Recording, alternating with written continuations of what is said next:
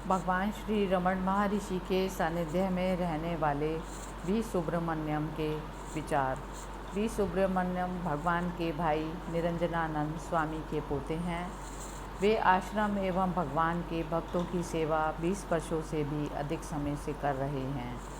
उनके अनुभव उन्हीं के शब्दों में कुछ इस प्रकार हैं। मेरे 2 भाई तमिलनाडु के दक्षिण में पैदा हुए। मैं प्रथम लड़का था जो तिरुवन्नमलाई में पैदा हुआ।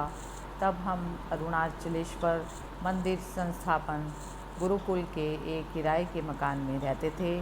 यह अरुणाचलेश्वर मंदिर के उत्तरी गुंबुज के निकट स्थित है। आश्चर्यजनक रूप से वह मकान 60 वर्ष बाद भी वैसा ही था। वर्तमान मकान में हम 1948 में आए। हम अपनी छुट्टियां एवं अन्य खाली समय आश्रम, स्कंदाश्रम एवं विरूपाक्ष गुफा में व्यतीत करते थे।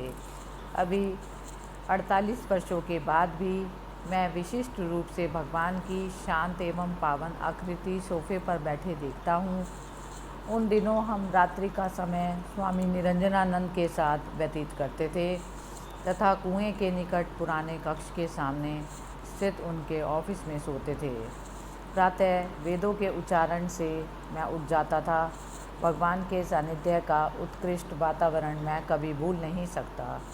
वे पद्मासन में पूरी तरह से लीन अवस्था में बैठे रहते।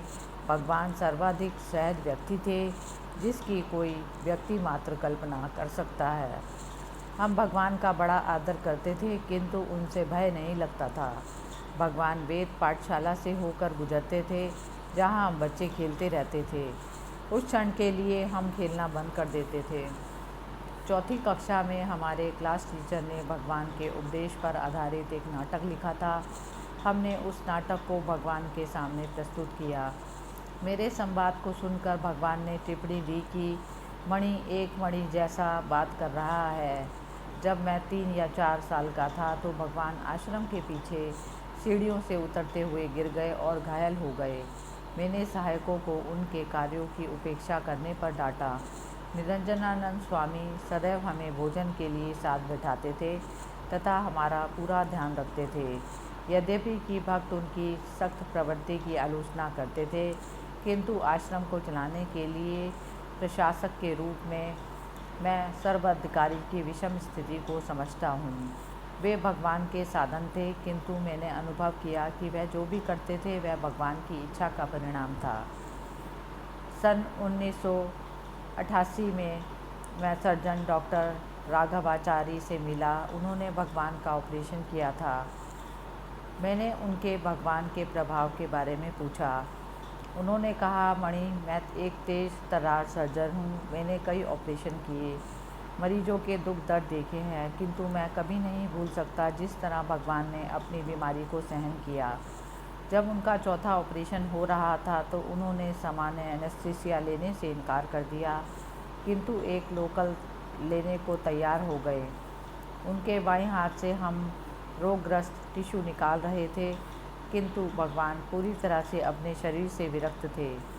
उनके चेहरे पर पूर्ण शांति एवं आनंद उस समय भी विद्यमान था। उसे मैं कभी नहीं भूल सकता।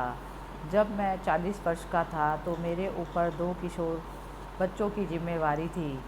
मेरे बड़े भाई चाहते थे कि मैं स्थायी तौर पर आश्रम आकर उन्हें सहयोग करूं। मुझे संकोच हुआ किंतु मेरी माँ ने कहा कि अपनी वृद्धावस्था में भगवान की सेवा करने की आवश्यकता नहीं है। हमें उनकी सेवा जब हम सक्रिय एवं स्वस्थ हैं तभी करनी चाहिए। उनके इस कथन ने मेरे भविष्य का निर्धारण किया।